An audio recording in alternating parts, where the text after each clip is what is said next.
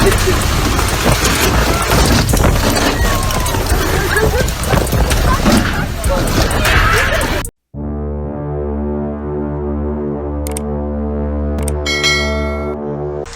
disasters and climate change on the Event channel, you are welcome.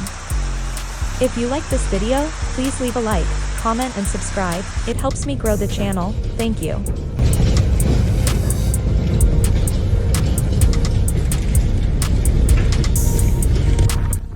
A severe windstorm struck Turkey, particularly Istanbul, causing extensive damage and injuries. According to Anadolu, a state-run broadcaster, the storm started on Monday and continued to ravage parts of the country on Tuesday. Reports indicate that 4 people died in Istanbul, a city with a population of 16 million, while 3 others sustained severe injuries.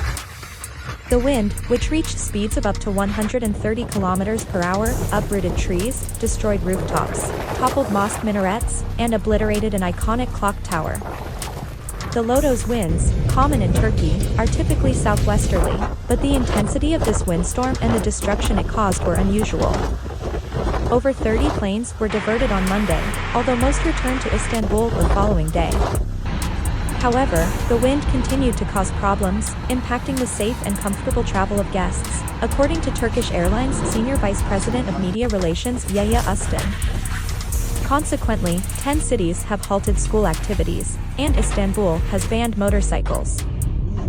Furthermore, maritime activity along the Bosphorus Strait was closed to two-way sea traffic.